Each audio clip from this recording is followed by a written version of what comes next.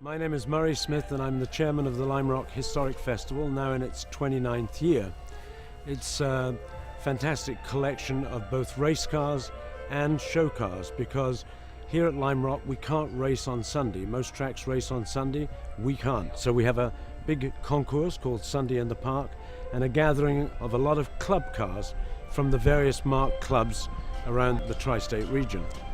So this is a 1935 Alfa Romeo. It's called a Tipo C, Type C.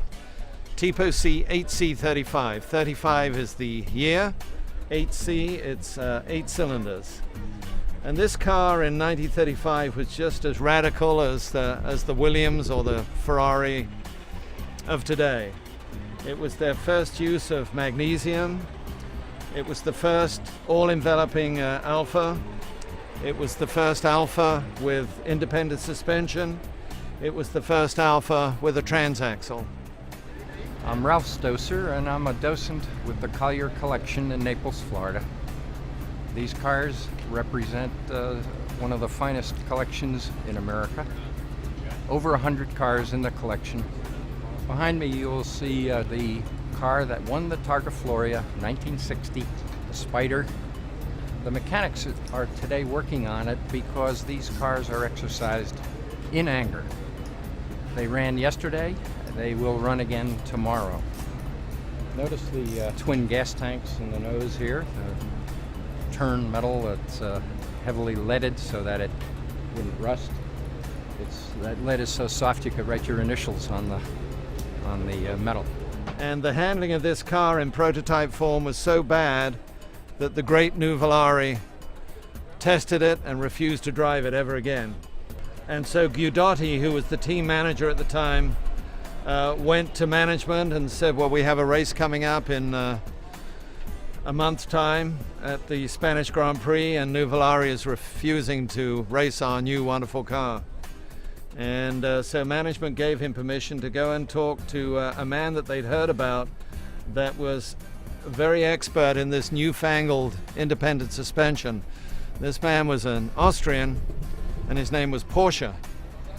Talk about the engine for a few minutes. It's an opposed four-cylinder, Foreman-designed four-cam, twin overhead cam, if you will, motor of about 1,700 cc's, 170 horsepower. These engines were extraordinarily powerful and robust in their time, and the cars became known as the Giant Killers simply because they could often win races against cars with more than twice the cubic inch capacity. On the main straight here we have about 190 cars that are being judged in groups, going from pre-war, very pre-war, all the way up to late Ferraris and Austin Healey's and things like that, but with some very special competition cars. We also have an honored collector of the year, Fred Simeone, with 4 extraordinary cars: Aston Martin DBR1, a Jaguar D-Type, K3 MG, which was 4th at Le Mans in 1934, and an Alfa Romeo with a Castagna body, which is virtually unique and certainly beautifully preserved. We're here at the 29th annual Lime Rock Vintage Fall Festival, and I've been asked to bring some cars from our museum in Philadelphia. We are standing by a car which represents one of our favorite subjects, actually 2 of our favorite subjects. Racing sports cars, that is cars with fenders and lights that you can drive on the road, and also preservation. This happens to be a car that was very well kept, and as a result it's never been restored. It's never been taken apart, repainted, rechromed. Although some of the upholstery is new, a lot of it is still original. This particular car, as I mentioned earlier, won the Targa Floria in 1960.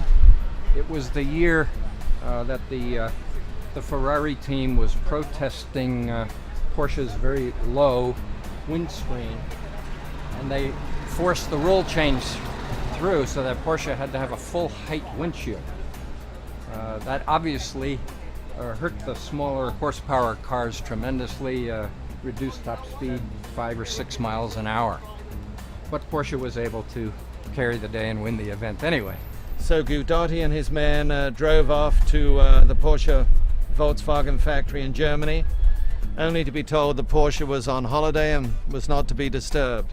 But anyway, after some bribery, they worked out that Porsche was staying at a small holiday hotel in the Adriatic, and so they drove to that hotel, and Porsche was actually out in the water's edge with his trousers rolled up and a hanky on his head, enjoying the ocean. And so Guidotti and his cohorts all rolled up their trousers and stood by Porsche and said, look, we need your help. Nuvolari won't race the car. And Porsche was quite upset. He was trying to have a holiday, but anyway, they went back and sat on some deck chairs, and Porsche looked at Alfa's design and he said, it's absolutely horrible. No wonder Nuvolari won't drive this car. It's an accident waiting to happen. We have 320 cars racing during the Saturday races and the Monday races. They qualified and practiced on Friday. We have classes from everything from pre-war right up until the fastest single-seaters of the 70s, the Atlantic cars and Formula 2 cars. So at 1,200 pounds, these are extraordinarily light race cars. They have, in this case, an 8-cylinder, 3-liter engine of about 360 horsepower. The car was designed at about the same time as the 917, a 12-cylinder powered Porsche, but these 8-cylinder cars were much more maneuverable. So they were designed for events like the Targa Florio and the Nürburgring. The idea of an original car that's been preserved is a little bit different from the normal paradigm for classic automobiles as they appear at concours such as this, where the goal was to restore the car, make it shiny and beautiful, and actually points were awarded for perfection. Very often the level of perfection exceeded what was originally produced when the car was new. And many people, including myself, object to making a car better than it was when it was new. So the beauty and the charm of a car like this is that it's never been taken apart, it's never been restored. Sure, the paint isn't even, it's a little dirty at places, the upholstery is a bit worn, but these are all signs of use, signs of its heritage, and I think it's better to preserve them than to erase all of that with new paint, new upholstery, and new chrome. So we have this car and another one here representing that philosophy. Notice that the driver's pedal box is actually forward of the axle, so that there is very little protection. These drivers were very brave guys. This is not a car to go lightly around a circuit into a stone wall. Another interesting statistic for you, perhaps the large center lock nuts that hold the wheels on are retained with over 300 foot-pounds of torque. You need a wrench about 7 feet long to get the leverage on that. And so if we look at the suspension today, we can see what is basically a glorified Volkswagen suspension, swing axle and the knuckles at the front. And so they called Nuvolari back, and he was very leery about driving the car again, but he got in it and he drove it and he said, well, it's a little bit better, it's not that much better, but I'll give it a go. So that's how we try and run it today. The business end of the car now, the mid-engine location, as I think I may have suggested, it was a 3-liter, 8-cylinder engine, air-cooled, opposed, typical Porsche motor, but the 8-cylinder configuration is rare. They're usually either 6s or 12s in racing cars. The foundation which we have in Philadelphia has kind of a sub-theme. Besides being for racing sports cars, that is cars with fenders and lights that were raced on the road, we try to get through to people who are not necessarily car people, and we talk about what is the DNA of all of the cars in the collection, and indeed the DNA of the racing sports car. And of course, that's the desire to win. Just as evolution seems to be a process by which the winners get ahead and the losers don't, this type of competition, whether it's biological or sports, is an important part of life. And what generates the design and improvement of these cars is the spirit of competition, the desire to compete. This engine was subsequently in another Tipo C chassis and ran Roosevelt filled and several Indianapolis races. And in 37 the engine was converted to 3 liters, which was the formula then.